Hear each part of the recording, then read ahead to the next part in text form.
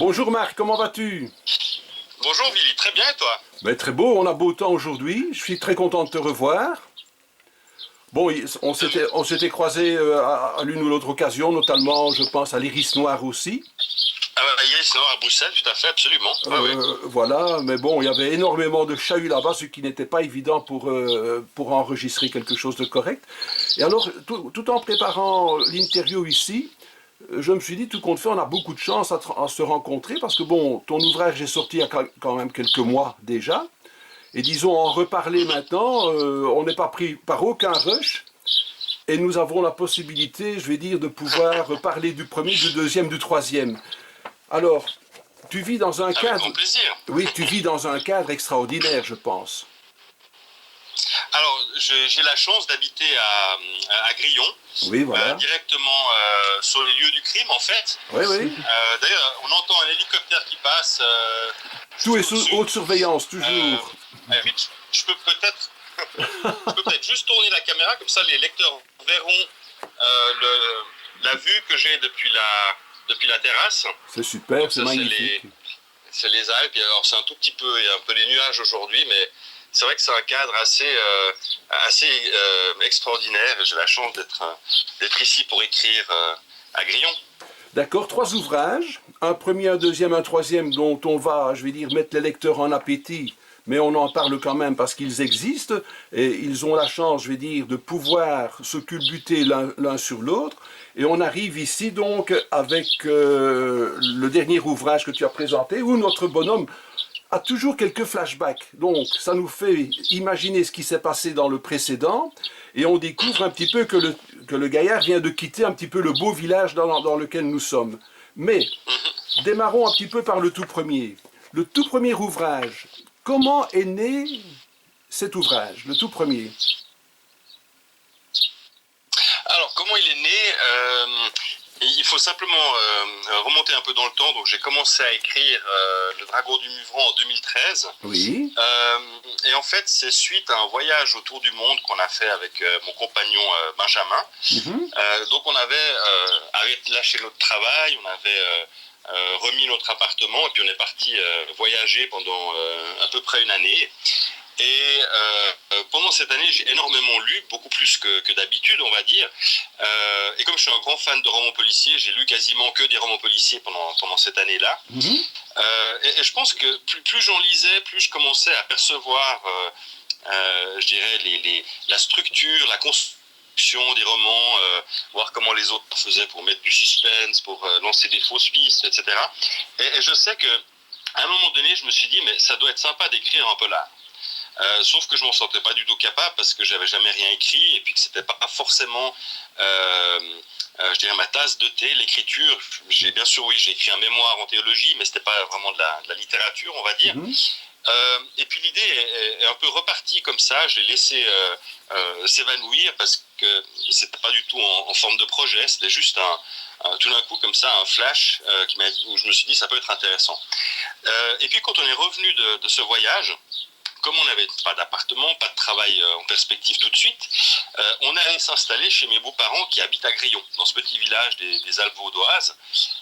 On y est resté pendant 5 ou 6 mois. Et en fait, c'est un jour où je me promenais dans le village que je me suis dit, mais c'est un endroit qui est juste génial. C'est un cadre parfait pour écrire un polar. Un petit village, 1000 habitants, tout le monde connaît tout le monde. On peut imaginer qu'il y a des vieilles histoires qui peuvent refaire surface, des secrets, des légendes. Il y a aussi un cadre assez incroyable qu'on a vu tout à l'heure avec les montagnes.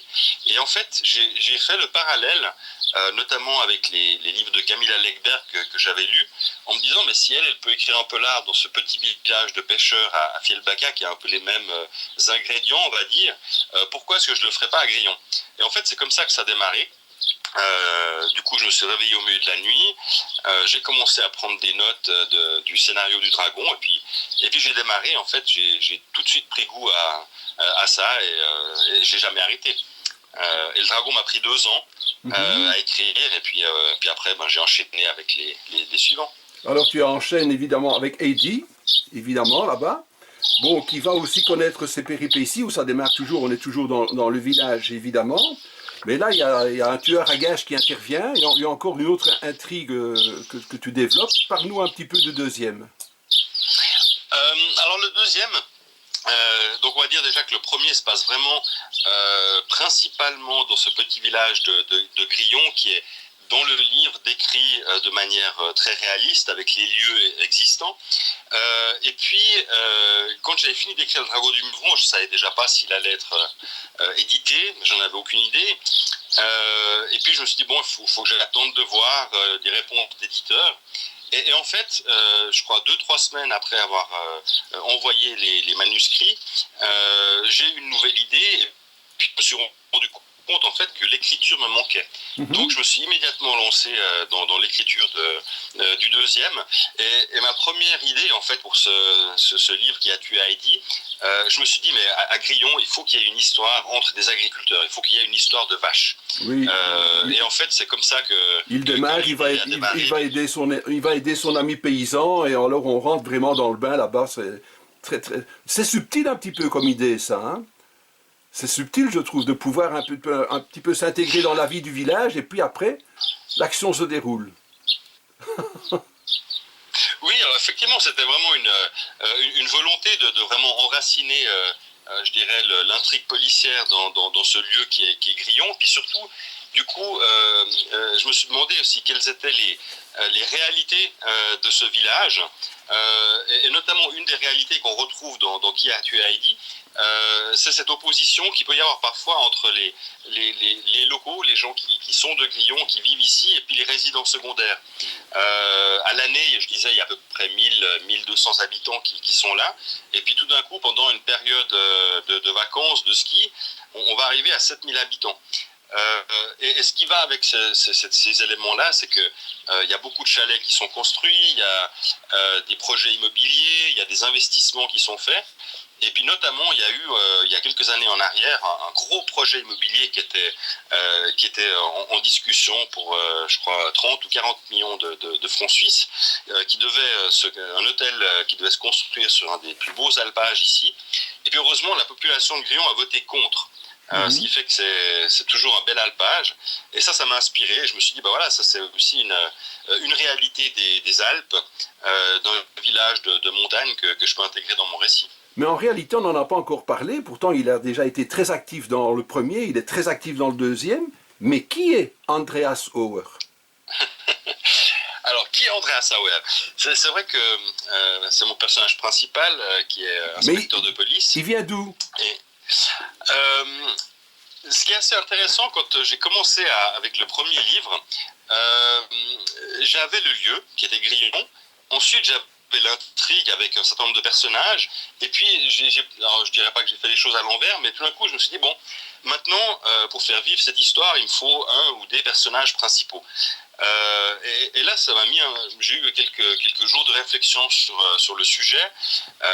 J'avais bien sûr en tête tous les autres polars que j'ai lus, les séries avec des Ballander, des Harry Hole, etc. Des personnages que j'aime beaucoup. Hein. C'est ces flics cabossés par la vie, un peu alcoolos, qui ont des problèmes avec leurs femmes ou avec leurs compagnes. Qui sont dépressifs, etc. Et je me dis, mais il faut que je fasse quelque chose d'autre. Il faut que j'invente un personnage qui soit un peu original. Et c'est là que l'idée m'est venue en me disant, mais j'ai pas non plus envie, par exemple, comme Camilla Legberg, de mettre en scène un couple, homme et femme, avec des problèmes de bébés et d'enfants. Pourquoi pas être plus proche de ma propre réalité et puis de mettre en scène un couple homosexuel. Et c'est comme ça que j'ai démarré avec Andrea Sauer et puis son compagnon Michael qui est journaliste, sachant aussi que dans la littérature policière, il y a des personnages homosexuels, mais il y en a relativement peu où c'est des personnages un peu centraux. Puis l'autre élément, je me suis aussi dit, mais commençons avec un couple qui est bien dans sa peau. Je voulais pas commencer tout de suite avec des personnages cabossés par la vie, avec plein de problèmes. Non, c'est deux personnes qui sont en couple et qui sont heureux en couple et qui sont bien. Et c'est comme ça que l'idée a germé. Souviens-toi, parce que le nom m'échappe maintenant, la série m'échappe aussi, mais je vais peut-être dans les coulisses, quelqu'un va m'aider. Cet ex-journaliste français qui vit beaucoup en Australie a créé aussi son personnage homosexuel, hein, en policier. D'accord, alors ça ne dit rien. Hervé quelque chose. Hervé. Ouais, ça va peut-être revenir alors. Voilà. Ben enfin, bon, il y a un ancien journaliste français qui a toute une série de policiers qui se déroulent en Australie, dans le monde homosexuel justement, avec... D'accord. Tu ne connais pas encore. Je ne le connais pas encore, mais ce sera l'occasion de le découvrir. Super, mais donc après je t'enverrai un petit mail avec les informations. Alors, bon, évidemment, le deuxième se termine dans l'apothéose que tu sais faire toujours, qui est toujours un beau tremplin évidemment. Et nous démarrons ici donc l'aigle de sang. Évidemment, là c'est une toute autre ambiance. Évidemment, on est toujours dans ton beau village, évidemment. On est à l'époque contemporaine, évidemment. Mais il y a un flashback qui se fait. Et là, on se retrouve dans les années 40. Ça fait partie du prologue, où on est déjà en train de goûter à certaines petites choses. On se dit, mais qu'est-ce qu'on vient faire à cette époque-là? Et puis, pouf, il y a un autre flashback qui se déroule, je pense, dans les années 70, 78, là. Mais là, on est sur l'île de Gotland. Alors, raconte-moi un petit peu ces trois thèmes qui vont, je vais dire, se jumeler. Le troisième se passe principalement sur cette île suédoise qui s'appelle Gotland, que je connais très très bien parce que mes grands-parents y ont acheté une ferme dans les années 60, c'était leur résidence secondaire. Et du coup, moi, j'y ai passé quasiment toutes mes vacances depuis que je suis né, en fait, et cette maison, on l'a toujours. Et comme je suis un grand fan de polar nordique, il y en a aussi certains qui écrivent des romans qui se passent sur cette île. Il y a un des exemples, c'est Anna Jansson, dont une série a été tirée, qu'on voit aussi en France, Maria Verne. Et puis, quand j'ai écrit Le Dragon du Muvran, j'avais le sentiment que, comme ça me plaisait, que j'allais continuer aussi avec le même inspecteur, et qu'un jour j'avais envie d'écrire un polar qui se passerait là-bas. Et du coup, déjà dans le premier, j'ai juste glissé l'information que Andrea Sauer avait quelques origines suédoises. L'idée, c'était pas tant que de faire en sorte qu'il me ressemble, mais j'avais déjà un peu une arrière-pensée. Et du coup, pour le troisième, je me suis dit, comme j'ai aimé écrire un récit qui se passait à Grillon, j'avais envie de changer de cadre, j'avais envie d'aller écrire ce polar à Gotland. D'ailleurs, j'ai été sur place une année pour l'écrire. Et après est venue la première question en me disant, Andrea Sauer, qui est un inspecteur de police suisse, qu'est-ce qui va aller fiche en Suède sur cette île? il ne va pas aller travailler là-bas. Donc en fait,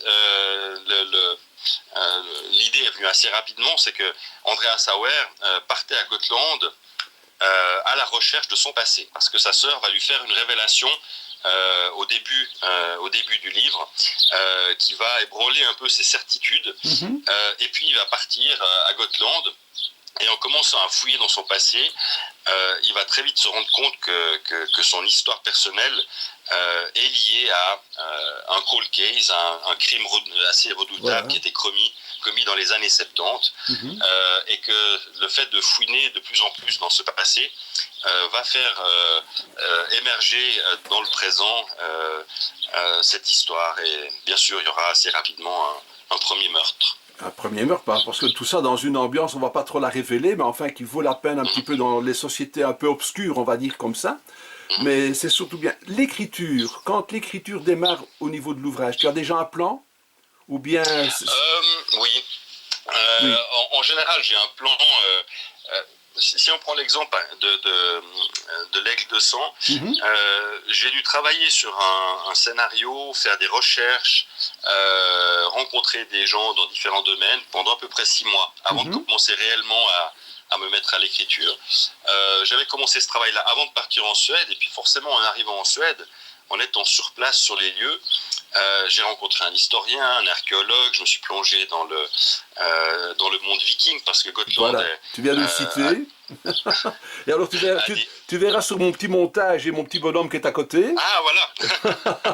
C'est parfait. Tu verras. Et du coup, je me suis plongé en fait aussi dans l'histoire de cette île, que je connaissais dans une certaine mesure, mais pas aussi à fond que j'ai pu le faire pendant cette année.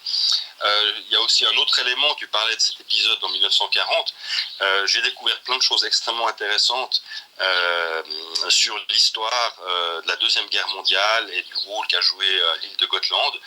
Et forcément, c'est tous les éléments qui m'ont inspiré par rapport au scénario. Après, je dirais que quand je commence à écrire, j'ai quelque chose de relativement bien ficelé. Mais à chaque fois, c'est pareil, les choses évoluent au cours de l'écriture. Et je pense que le fait d'écrire amène réellement quelque chose et va me faire prendre des fois des chemins qui sont un peu différents que ceux que j'avais prévus, par exemple, dans le scénario. Un des exemples aussi, c'est que en commençant à écrire, jamais je sais la fin, et que cette fin, elle vient comme quelque chose de naturel à un moment donné, en cours d'écriture. Alors dans le travail d'écriture justement, parce que tu viens d'en parler, le dernier je connais évidemment la fin, est-ce que tu as déjà des vibrations pour le suivant, ou bien est-ce que tu laisses une période de cogiter un petit peu, te dire tiens je continue, j'abandonne, je vais dans une autre direction? Comment ça se passe intellectuellement ça, cette réflexion? En fait, j'ai à chaque fois fait une expérience un peu différente. J'ai mentionné tout à l'heure que le dragon finit. 2 semaines après, j'avais déjà un embryon d'idée et je me suis lancé dans la suite. Et pour le troisième, en fait, il était déjà en partie en tête avant de finir Qui a tué Heidi. Et d'ailleurs, j'ai distillé sciemment un certain nombre d'éléments dans Qui a tué Heidi qui vont trouver leur réponse dans le troisième. Donc là, j'avais même anticipé un tout petit peu. Et puis, ayant fini l'Aigle de Sang, c'était un peu comme une conclusion peut-être je ne vais pas parler de trilogie parce que c'est pas du tout le cas, mais j'arrivais au bout de quelque chose qui avait démarré dans Heidi et qui s'est conclu dans l'Aigle de Sang, et puis j'avais un peu une page blanche. J'avais une idée du lieu où ça allait se passer, mais pendant 3-4 mois j'ai cogité, je ne trouvais pas le cœur de l'enquête. Et puis tout d'un coup c'est venu, et j'ai commencé avec le suivant, donc le 4e qui est d'ailleurs quasiment prêt. Et celui-ci étant quasiment prêt, cette fois en fait il m'a fallu pas moins de 2 semaines, ou seulement 2 semaines je dirais, pour trouver l'idée centrale. Alors que la dernière fois ça avait pris 4-5 mois, donc à chaque fois je fais une expérience différente. C'est amusant parce que bon, tu verras dans le montage que je vais faire, il y a toujours les Alpes qui sont là, qui sont en train de défiler. J'ai eu un entretien il y a quelques jours, quelques semaines, avec un autre auteur qui s'appelle Maxence Fermine, qui se remet petit à petit des assauts du Covid. Et on a d'autres amis qui ont une maison d'édition aussi dans les Alpes, mais ils ont aussi un autre point de chute du côté de Toulon, c'est Jean-Philippe Lafont et Florence. C'est incroyable, je suis en train de tourner autour des Alpes pour le moment. D'accord. C'est un cadre qui est assez sympathique. C'est magnifique. Tu verras au montage à quelques vues, c'est toujours la même qui revient en rond. Mais bon, soyons très sérieux, pensons un petit peu. L'avenir, c'est quoi pour le moment? Allez, quels sont tes projets? Des rencontres ou aller trouver ton Alors, éditeur? bon, au niveau des rencontres, tout a été annulé Effectivement. jusqu'à la fin de l'été. On est en train de planifier un certain nombre de choses cet automne, aussi en lien avec la sortie de mon quatrième, Mhm. qui aura lieu le 1er octobre. Mais pour l'instant, les choses sont un peu incertaines quand même. Je dirais dans la situation dans laquelle on était ce printemps, finalement pour moi c'était, j'allais dire, aussi une période que j'ai bien vécue. J'aime bien les événements, j'aime les dédicaces aussi, rencontrer les lecteurs, mais c'est vrai que ce qui me plaît le plus, c'est de créer et d'écrire. Mhm. Et là, je dois dire que, étant un peu confiné à Grillon pendant tout le printemps, j'ai largement eu le temps On aimerait, de hein. travailler On aimerait, on sur mon aimerait. manuscrit. On aimerait. Sinon, dans les projets, bien sûr, je commence à cogiter sérieusement le scénario du suivant, qui sera le cinquième dans la série. Un voyage en vue? Un voyage en vue pour le cinquième? Pour l'instant, je suis à Grillon. L'inspecteur Auer travaille toujours à la police vaudoise. D'accord. Voilà, mais il y a plein d'endroits je dirais à découvrir dans la région. Il n'y a pas que le village de Grillon, donc il y a peut-être quelques surprises aussi pour Mais les lecteurs. comme je vois, c'est un petit village, hein. Si tout le monde est trucidé, ça va pas non plus, hein. Non, effectivement, c'est ce que je me disais après Qui a tué Heidi, que j'avais laissé tranquille quelques temps Voilà. avant de revenir à la charge plus tard. Un autre projet qui est en train de démarrer, c'est Oui. l'écriture du deuxième polar jeunesse, Mhm. que j'ai coécrit avec Benjamin, mon compagnon, le premier, puis on continue avec un deuxième qui sera prévu pour l'année prochaine. Mhm. Je voyais que tu citais en remerciement, allez, son nom m'échappe maintenant, dans ta maison d'édition, la lecture est supervisée aussi par ce monsieur qui est thanatopracteur, qui est... Le médecin légiste, Oui, oui, oui, Patrice Mongin. voilà, oui, oui. Oui, Alors, comment ça se passe avec lui? mais très bien. Patrice, il est là depuis le début. Oui, Et c'est vrai que c'est la première personne que j'ai contactée dans un domaine spécifique où j'avais besoin de renseignements. oui, En écrivant Le Dragon du Buffon, j'ai fait ça un peu dans mon coin, j'ai fait plein de recherches, j'ai lu beaucoup de choses, puis on trouve beaucoup de choses sur Internet. Mais à un moment donné, j'étais coincé avec la médecine légale, mhm, et du coup, je me suis permis de le contacter.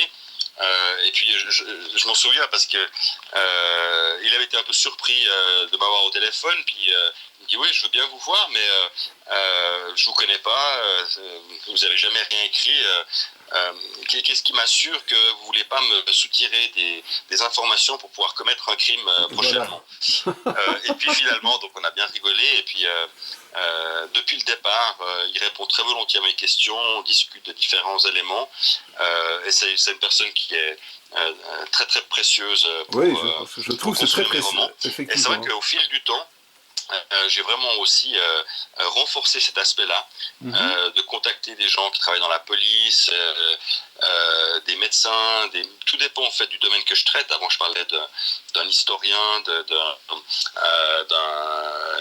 j'ai aussi parlé avec des avocats, avec un Oui, oui, bijoutier, et je trouve ça extrêmement intéressant parce que quand on parle avec des gens dont c'est le métier, on peut aller beaucoup plus loin, beaucoup plus profondément, je pense, dans la connaissance de ces domaines, et puis les retranscrire, je dirais, le mieux possible dans l'intrigue du livre. tu vois, j'ai un peu traîné pour dire de susciter cet entretien-ci, mais enfin, comme tu as parlé que le quatrième arrivait, je me dis c'est quand même le moment, dans pleine période de confinement maintenant, de pouvoir réorienter, je vais dire, les lecteurs vers, je vais dire, un auteur que j'apprécie beaucoup. Et Merci. évidemment, bon, c'était un petit peu les mettre au parfum, leur révéler des choses qui existent déjà, qu'il y en a un qui va sortir, mais entre-temps, je pense qu'il y a de quoi passer un bel été en se régalant avec 3 ouvrages qui sont extraordinaires, mais qui sont pleins de sang, évidemment. Merci beaucoup, Billy, ça me touche beaucoup. Et puis j'espère que les lecteurs qui auront l'occasion de les découvrir auront aussi beaucoup de plaisir à faire la connaissance d'Andreas Sauer et puis d'entrer dans ses intrigues. Voilà. Avant de te quitter, je vais te refiler le petit tuyau que les coulisses sont portées.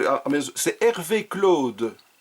Hervé Claude, d'accord, voilà, le nom me dit quelque chose. Voilà, tu Donc, vas voir sur Internet, ancien journaliste donc sur France 2, journaliste vedette dans les années 80 ou 90, et alors qui s'est retiré et qui maintenant donc a écrit il y a quelques années déjà toute une suite de 2, 3, 4, je vais dire romans policiers, mais que j'ai beaucoup apprécié parce que ça se déroule dans un monde, je vais dire, le long des côtes en Australie, c'est sublime. Et surtout le monde de la nuit aussi.